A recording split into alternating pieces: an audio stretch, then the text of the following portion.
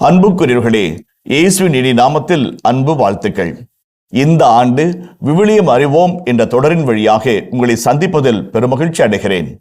இந்த ஆண்டின் கருப்பொருளாய் நாம் எடுத்துக்கொண்ட தலைப்பு விவிலியத்தில் பெண் சார்ந்த உருவகங்களும் உறவுகளும்.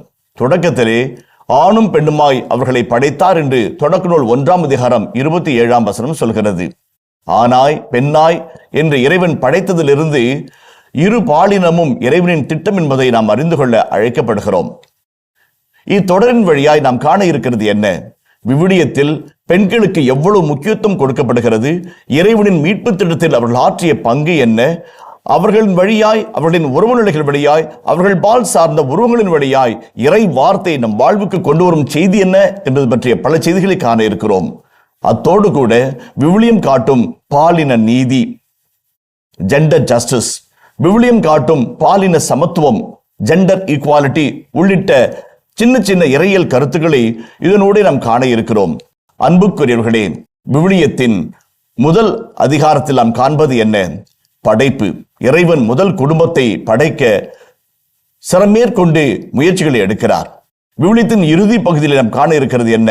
விண்ணக எருசலேமும் மணமகனாம் கிறிஸ்துக்கும் நடைபெறுகிற திருமணத்தை குறித்து காட்டி விவிலியம் நிறைவு பெறுகிறது.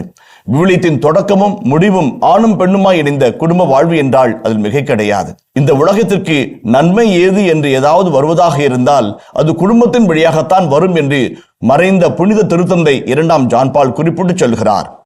ஆணும் பெண்ணும் இணைந்து வாழும் வாழ்வு இறைவனின் அருளை கொண்டு வரும் வாய்க்கால் என்பதை விவிலியம் அழகாய் சுட்டி காட்டுகிறது.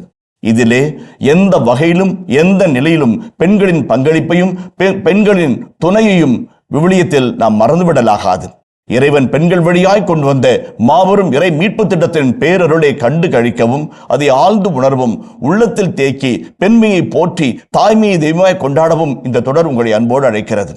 அன்புக்குரியவர்களே, விவிலியத்திலே ஆணும் பெண்ணுமாய் அவர்களை படைத்தார் என்று சொல்வதன் வழியாக அமோரிஸ் லெத்தித்சியே என்கின்ற திருத்தந்தையின் திருத்தூது மடல் பாலினமாய் வாழ்வது என்பது இறைவனின் திட்டம் என்பதை சுட்டிக்காட்டி ஆணுக்கு ஆண் என்றோ பெண்ணுக்கு பெண் என்றோ வாழ தலைப்படுவது தவறு என்பதை சுட்டிக்காட்டுகிறார்.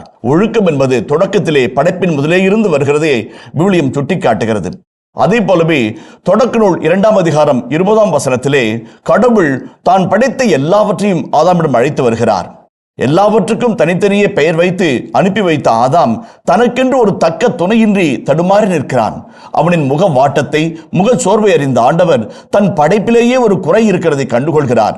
பெண் வரும் வரைக்கும் படைப்பு நிறைவு பெறுவதில்லை என்பதை விவிலியம் அடிக்கோடிட்டு சுட்டிக்காட்டுகிறது. ஆண் முதலாய் வாய் திறந்து பேசுகிற வசனம் எதை குறித்து சொல்கிறது?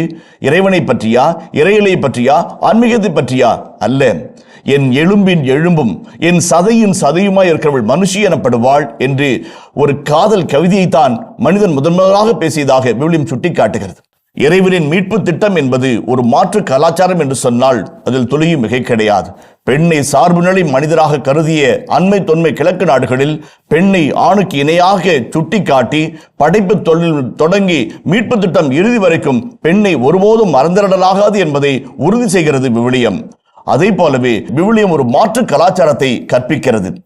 ஆணுக்கு இணையாக பெண்ணை துணைவி என்றும் சம பங்காளி என்றும் விவிலியம் அடிக்கோடிட்டு காட்டுகிறது படைப்பின் துவக்க அதிகாரங்களிலே. அதை தொடர்ந்து பெண்களினால் வந்த விடுதலை பற்றி யூதித்து, எஸ்தர், ரூத் போன்ற புத்தகங்களில் மிக அழகாய் குறிப்பிட்டு காண்கிறோம். குடும்ப வாழ்வில் பெண்களின் மாபெரும் பங்களிப்பை கண்டுகளிக்க தொபியாசு புத்தகம் நம்மை அழைக்கிறது. அந்நியர்கள், அனாதைகள், கைம்பெண்கள் இவர்கள் நம் அன்பிற்கு உரியவர்கள்.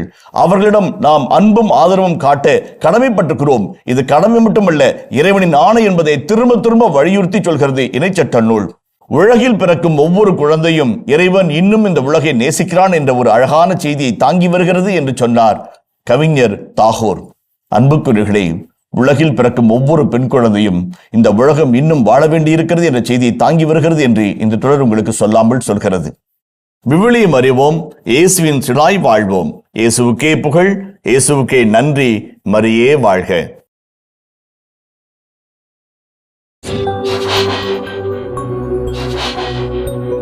விவிலியம் அறிவோம், இயேசுவின் சீடராய் வாழ்வோம்.